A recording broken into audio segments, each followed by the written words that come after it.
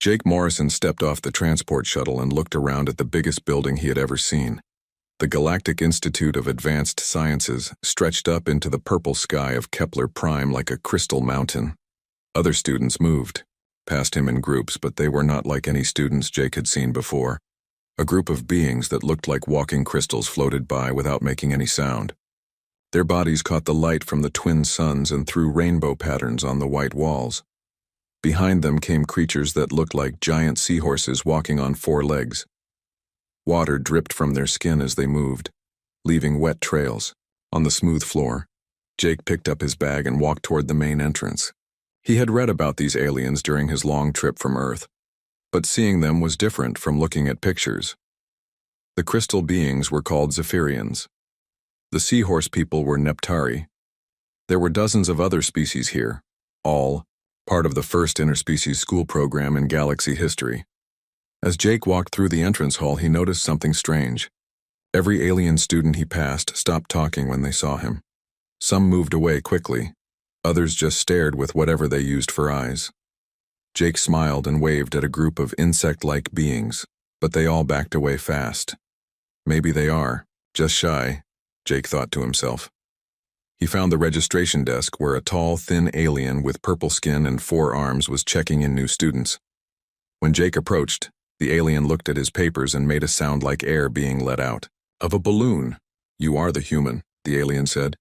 It was not a question. "That is right. Jake Morrison from Earth, nice to meet you." The alien stared at him for a long moment. "I am Administrator Kelavos. You will be in Dormitory Section 7, Room 445.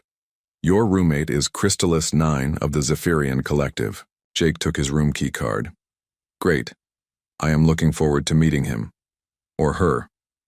Or them?" "It," Administrator Kelavos said quietly.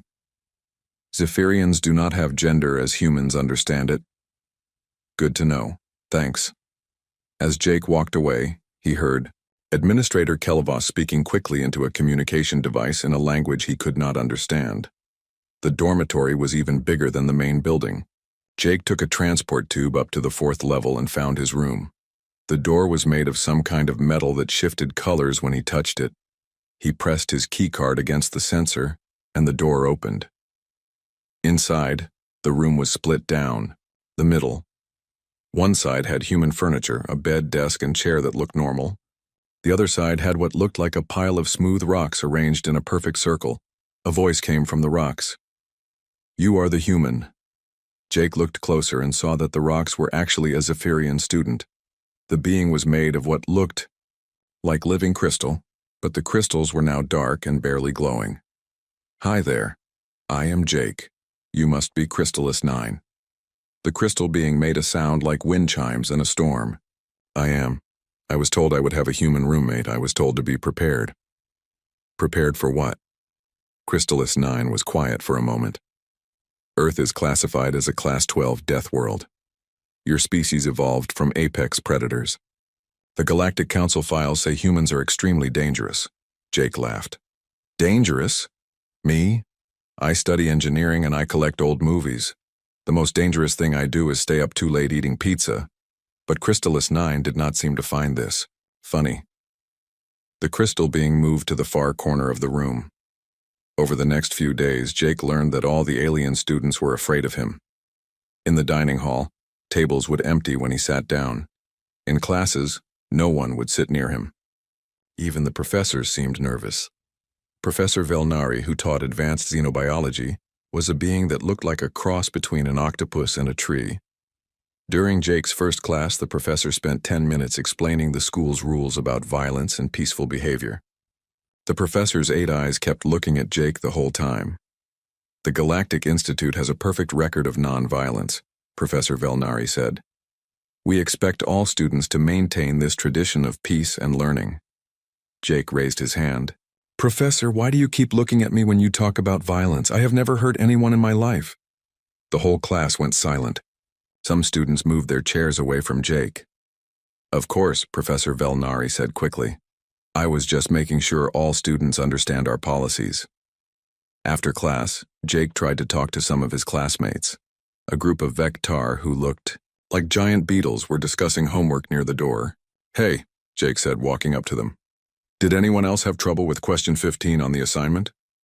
All four Vectar immediately curled up into balls, their hard shells clicking as they closed. They stayed that way until Jake left. Jake went back to his room confused and a little sad. He had been excited about meeting aliens and learning about other worlds. He had imagined making friends and sharing stories about Earth. Instead, everyone acted like he was some kind of monster. "Crystallis 9, he said to his roommate, who was arranged in what looked like a meditation pattern. "Can I ask you something?" The crystal being's light got even dimmer. "Yes?" "Why is everyone afraid of me? I mean, really afraid. It is not just being nervous about meeting someone new. You all act like I am going to attack you or something." Crystallis 9 was quiet for so long that Jake thought maybe the question was rude. Finally, the alien spoke. "Your world is famous, Jake Morrison. Earth is known throughout the galaxy as one of the most dangerous planets ever discovered. Most worlds have one or two apex predators. Your world has hundreds, and your species did not just survive. You became the top predator above all others." "But that was a long time ago," Jake said. "We are not hunters anymore. Most humans work in offices or schools or hospitals.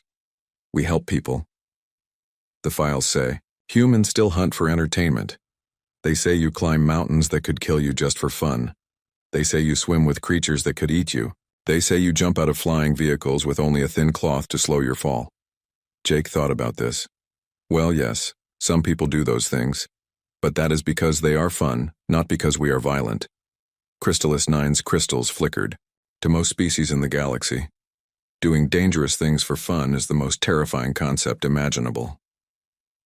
That night, Jake lay in his human bed thinking about what his roommate had said. He had never thought of humans as scary before. On Earth, he was just a normal guy who liked building things and watching movies. But here, surrounded by aliens who had evolved on safer worlds, he was seen as a monster. He decided that he would just have to prove them wrong. He would show them that humans were friendly and peaceful. How hard could it be? As Jake fell asleep, he did not know that his chance to prove himself would come much sooner than he expected, and in a way that would shock the entire galaxy. 3 weeks had passed since Jake started classes at the Galactic Institute. He had tried everything to make friends with the alien students, but nothing worked. He brought them food from Earth that his parents had sent in care packages. The Zephyrians were afraid the food might be poisonous. He offered to help with homework. The Neptari thought he was trying to trick them somehow. Even simple things went wrong. When Jake asked a Vectar student if she wanted to study together, she ran away so fast that she crashed into a wall. When he tried to sit with a group of Altarians at lunch, they all left their food and moved to another table. The only progress Jake had made was with his roommate. Crystallis 9 no longer hid in the corner when Jake entered their room. The crystal being would even talk to Jake about school subjects, though always from across the room. "I do not understand," Jake said one evening, while working on his xenobiology assignment.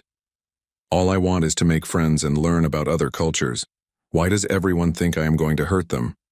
Crystallis 9's crystals glowed a little brighter, which Jake had learned meant the alien was thinking. "Perhaps it is not what you will do on purpose," Crystallis 9 said finally. "Perhaps they fear what you might do by accident." "By accident? Your species is much stronger than most others. What seems like a gentle touch to you might break our bones. What seems like a quiet voice to you sounds like shouting to us. Even your smell is frightening." "My smell?" Jake was confused. "I shower every day. You smell like a predator, Jake Morrison. Even when you are trying to be friendly, you smell like something that hunts." Jake had never thought about that. On Earth, humans were just humans. But here, surrounded by prey species from gentle worlds, maybe humans really did seem like monsters. The next morning was Tuesday, which meant advanced xenobiology with Professor Velnari. Jake had grown to enjoy the class, even though he always sat alone in the back row. Today they were studying predator adaptations across different worlds. Professor Velnari's 8 eyes looked around the classroom as students filed in. The Zephyrians floated to their usual spots near the front. The Neptari took the seats near the water fountains. The Vectar clustered together in the middle. Jake sat in his usual chair in the back corner. Today we will examine the relationship between environmental pressure and evolutionary development, Professor Velnari began. As we have discussed, most sapient species evolved on worlds with relatively stable ecosystems. However, there are exceptions. Several alien students turned to look at Jake. He tried to smile, but this only made them look away faster.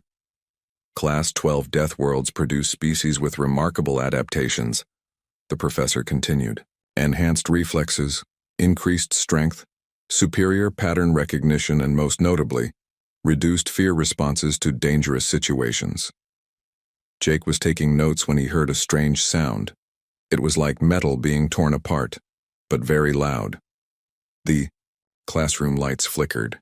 Some of the students made worried noises. Probably just maintenance work, Professor Velnari said. But Jake noticed that the professor's tentacles were moving in what looked like a nervous pattern. The sound came again, closer this time. Then the classroom door exploded. Chunks of metal flew across the room. Smoke poured through the doorway. Jake's ears were ringing from the explosion, but he could hear screaming from the other students. Through the smoke walked something that made Jake understand why everyone had been afraid of him. The creature was 7 feet tall and covered in thick, dark scales.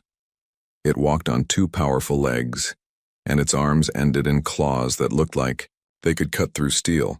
Its head was like a crocodile's, but bigger, with rows of sharp teeth visible even with its mouth closed. The creature carried weapons that hummed with energy. This was a Korthak, Jake realized.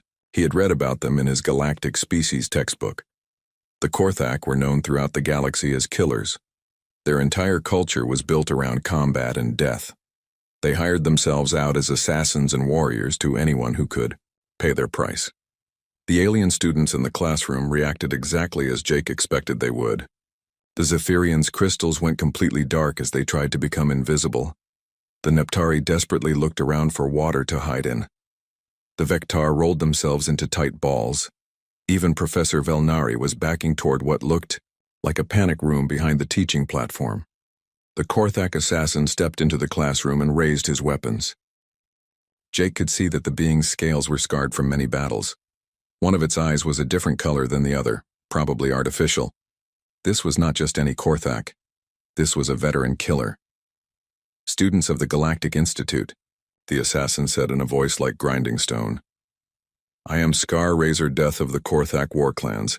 I bring you the gift of ending. The weapon in the creature's right hand began to glow with deadly energy. Jake could see the assassin's finger moving toward what was obviously a trigger. And that was when something unexpected happened. Jake Morrison started laughing. Not the nervous giggling of someone who was scared. Not the high-pitched laughter of someone who had lost their mind from fear. It was genuine, amused laughter. The kind of laugh someone might make when they saw something funny on television. The entire classroom went silent, except for Jake's laughter. Even Scar Razor Death stopped moving, confused by this reaction. Oh wow, Jake said, wiping tears from his eyes. This is perfect timing. I was just thinking that this class needed more practical examples. Jake stood up from his chair, still, chuckling. He pulled out his tablet and started tapping on it. Are you here for the midterm exam or something? Jake asked the 7-foot-tall killer. Because I have been hoping we would get to see some real predator adaptations up close. This is going to make my paper on evolutionary weapon development so much better. Scar Razor Death stared at the human. In all his years as an assassin, in all his battles across the galaxy, he had never encountered a reaction like this. Prey was supposed to run or fight. Prey was not supposed to laugh and take notes. You should be cowering in terror, soft flesh, Scar Razor Death said, raising his weapons higher. Jake looked up from his tablet with bright, interested eyes. Should I? Why? Are you actually dangerous, or is this just for show? The question was asked with such genuine curiosity that Scar Razor Death actually took a step backward. What kind of creature responded to a death threat by asking for clarification? This is not the correct response, the assassin said, sounding less confident than before. Sorry, Jake said, not sounding sorry at all. I am still new to galactic social customs. What is the correct response when someone comes to class with really cool weapons and armor?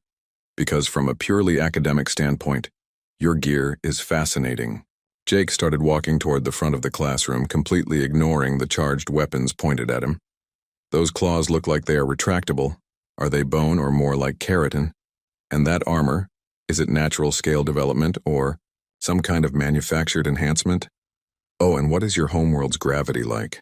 You must have amazing bone density to move that smoothly under standard station gravity. For the first time in his career as a killer, Scar Razor Death found himself completely at a loss for words.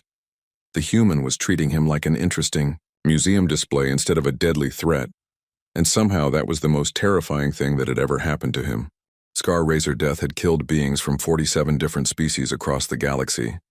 He had assassinated crime lords who controlled entire star systems. He had fought in wars that lasted for decades. He had earned his name by leaving scars on enemies who thought they were safe and bringing death to those who thought they were protected. But he had never faced anything like Jake Morrison.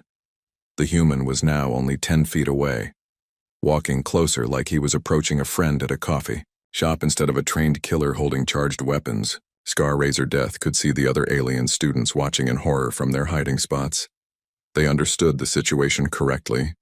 The human did not. Stop, Scar Razor Death commanded, his voice carrying the authority of someone who had never been disobeyed. You will maintain distance or you will die. Jake stopped walking, but only because he wanted to get a better look at the assassin's weapon systems. Those are plasma rifles, right? I read about them in my technology studies, but I never got to see real ones. How hot do they actually get? And do you have backup power cells, or is it all internal charging? This was not happening. This could not be happening. Scar Razor Death had studied the psychology of fear. He knew how different species reacted to mortal danger.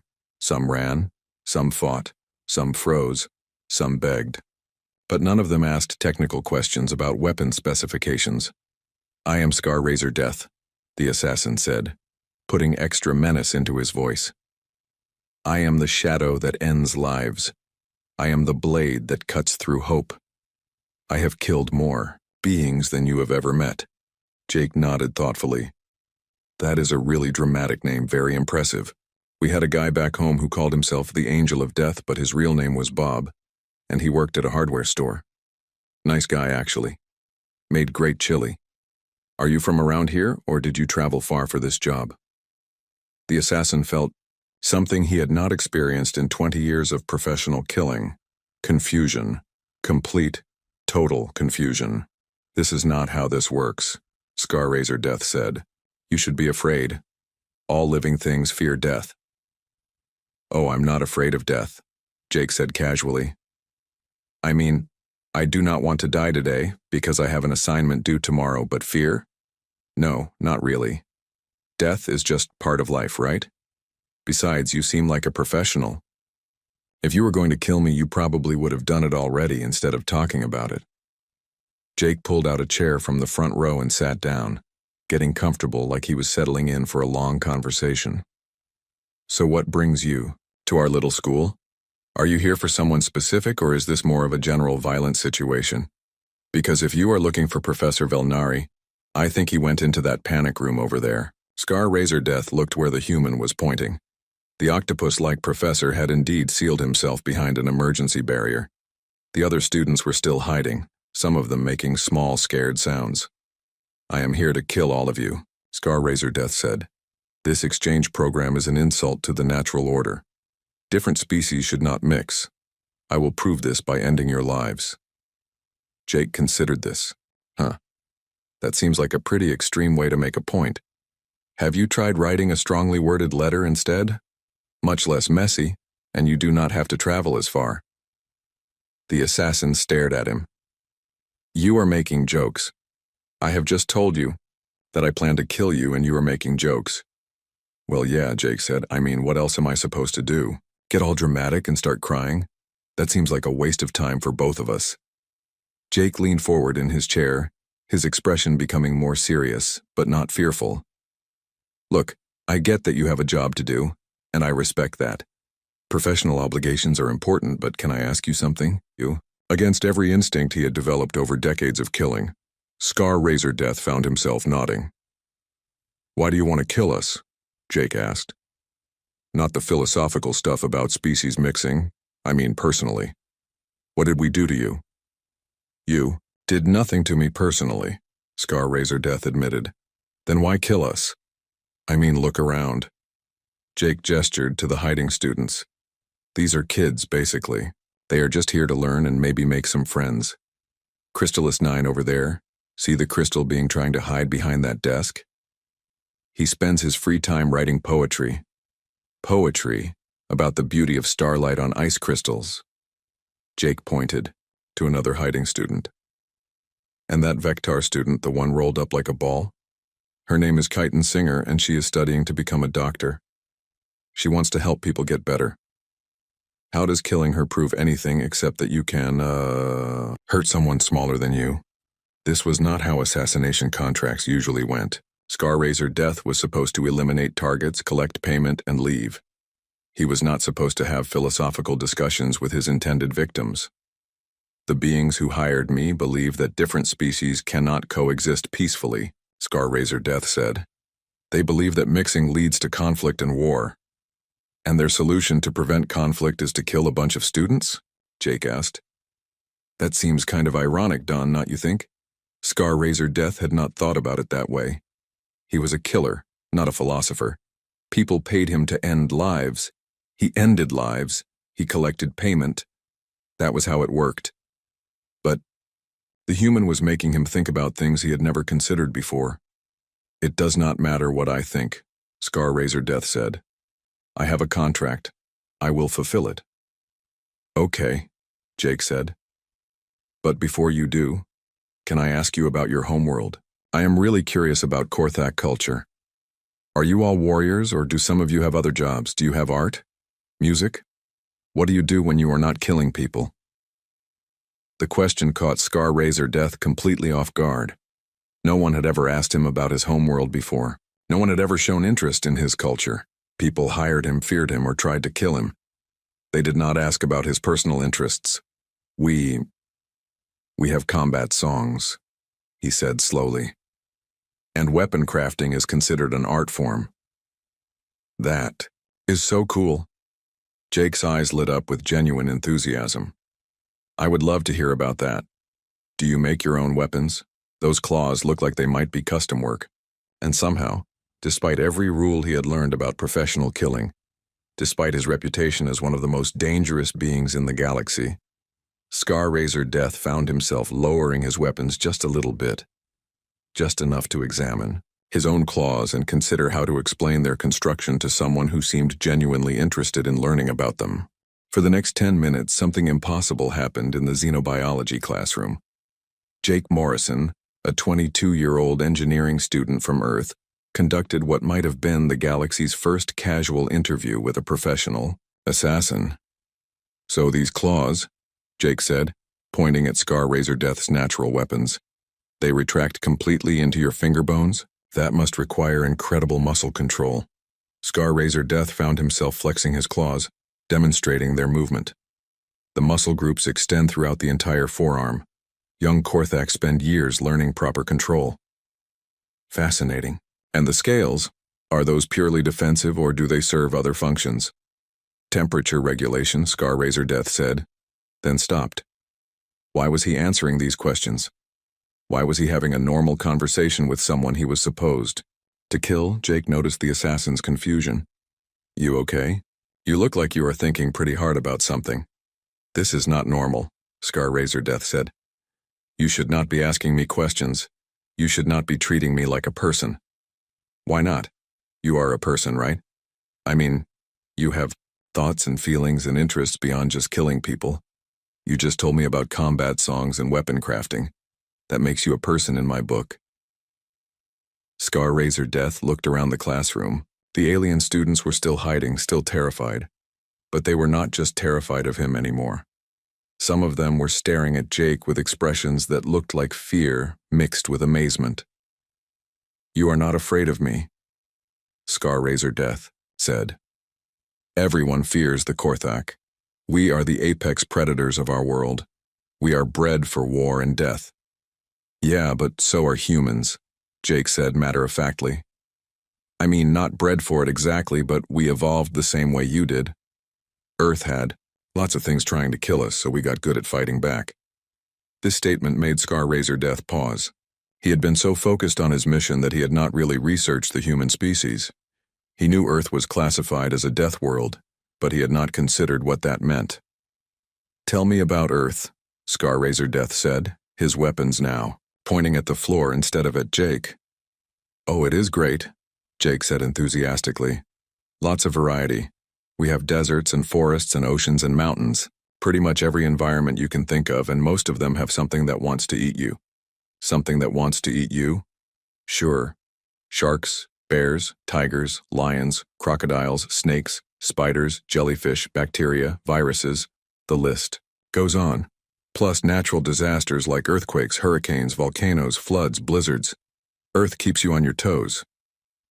Scar Razor Death was beginning to understand something that made his scales feel cold. And humans survived all of this? Survived it? We conquered it. We are the apex predator of every environment on Earth. We hunt sharks for sport.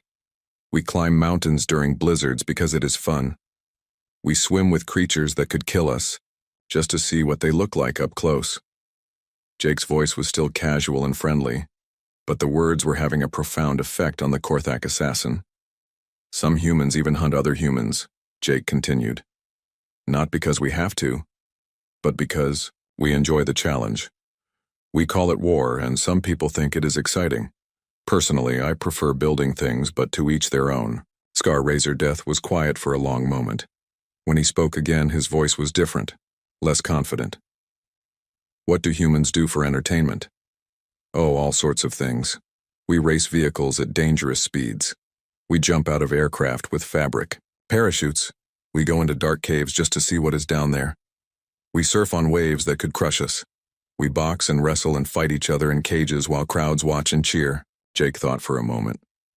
Actually, now that I think about it, we do a lot of dangerous stuff for fun. I never really considered how that might look to other species. The realization was hitting Scar Razor Death like a physical blow. He was not the apex predator in this room. He was not even close. The human sitting casually in front of him came from a world that made the Korthak homeworld look like a peaceful garden. You hunt for pleasure, Scar Razor Death said, and his voice was almost a whisper. Some humans do, yeah. Others prefer less. Violent hobbies. But hunting is pretty popular. We have entire television channels dedicated to it. And you fight each other for entertainment. Mixed martial arts, boxing, wrestling. Yeah, combat sports are huge. Millions of people watch them. Some fighters become celebrities and make lots of money. Scar Razor Death looked at his weapons, then at Jake, then at the other students who were still hiding in terror. They are not afraid of me, he said slowly. They are afraid of you. Jake looked around the classroom and saw that Scar Razor Death was right.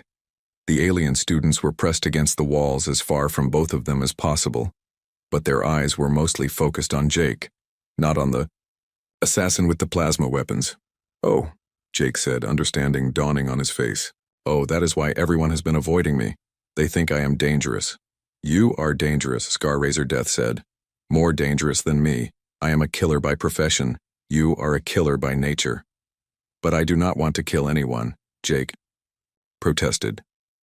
I just want to make friends and learn about other cultures. That makes you even more terrifying, Scar Razor Death said. A professional killer, they understand. A creature that could destroy them but chooses not to? That is unpredictable. That is the most frightening thing in the universe.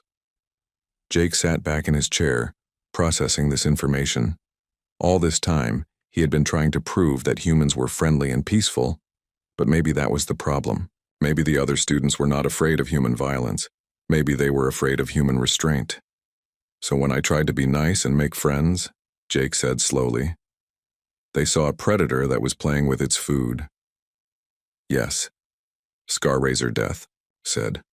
And when you laughed at my threats and asked me questions, you proved that you do not even consider me a real threat. Jake looked at the 7-foot-tall scaled assassin with weapons that could level buildings. To be honest, you do not really seem that scary compared to some of the stuff we have back home. I mean, you are impressive and everything, but you are not like Grizzly Bear with rabies scary. Scar Razordeath made a sound that might have been laughter if Korthak could laugh. I am one of the most feared killers in the galaxy. Yeah, but you have never been to Australia, Jake said. Trust me, that place will make you appreciate how safe the rest of the universe really is. For the first time in his adult life, Scar Razordeath found himself wondering if maybe he had chosen the wrong career path. The conversation between Jake and Scar Razordeath might have continued for hours, but they were interrupted by the sound of emergency alarms throughout the building. Heavy footsteps echoed in the hallway outside the classroom. That would be campus security, Jake said. Someone probably reported the explosion. Scar Razordeath looked at his weapons, then at the door, then at Jake. I should kill you now and complete my mission. You should, Jake agreed. But you are not going to, are you? The assassin was quiet for a moment. No, he said finally. I do not think I am. Why not? Scar Razordeath considered the question. Because you have shown me something I did not expect to find. What is that? Curiosity. The assassin set his weapons on the floor. In 30 years of killing, no one has ever asked me about my homeworld. No one has ever wanted to know about Korthak culture or art or music. They only saw me as a threat to be eliminated or a tool to be used. Jake smiled. Well, you are pretty. Interesting. I bet you have some great stories. The classroom door burst open and 6 security guards rushed in. They were heavily armed and wearing combat armor. When they saw Scar Razordeath standing in the middle of the room, they immediately raised their weapons. Nobody move, the lead guard shouted. We have the area surrounded. Jake stood up slowly, putting his hands where the guards could see them. Hey there, I think there has been a misunderstanding. Step away from the Korthak, human, the guard commanded. We know what he is. Yeah, he is Scar Razordeath, professional assassin and surprisingly good conversationalist, Jake said. But I think he has changed his mind about the whole killing thing, right? All eyes turned to Scar Razordeath. The assassin looked at the security guards, then at the alien students who were slowly coming out of their hiding places, then at Jake. The human is correct, Scar Razordeath said. I am no longer planning to complete my contract. You expect us to believe that? The lead guard said. You are a Korthak assassin. Killing is what you do. It is what I did, Scar Razordeath corrected. But this human has made me consider other possibilities. The guard looked confused. Other possibilities? Jake stepped forward. He wants to learn. Right now he probably knows more about weapon systems and combat techniques than anyone in the galaxy. But he does not know much about art or science, or philosophy. He is curious about those things. Scar Razordeath nodded. I have spent my entire life focused on death. I would like to learn about life for a change. The security guards looked at each other uncertainly. This was not a situation they had been trained for. Behind them, Professor Velnari emerged from the panic room, his tentacles moving in careful patterns. Is it safe? The professor asked. I believe so, Jake said. Scar Razordeath has decided not to kill us after all. Professor Velnari approached cautiously. Is this true? You are abandoning your mission? Yes, the assassin said. I am formally terminating my contract. I will return the payment to my employers. But why? Professor Velnari asked. Scar Razordeath looked around the classroom at all the different species watching him. Because I have learned something today. I have learned that the ability to kill is not the same as the desire to kill. And I have learned that there are more interesting things to do with one's life than ending the lives of others. He turned to Jake. You said that some humans hunt other humans for sport, but that you prefer building things. What do you build? Bridges mostly, Jake said. And sometimes buildings or vehicles. I like creating things that help people.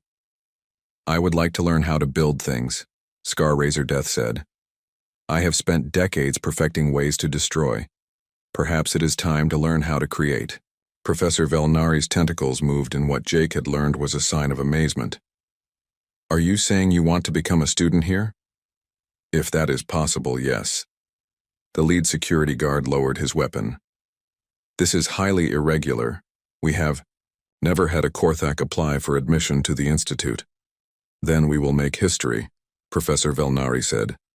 The first Korthak student in galactic academic history.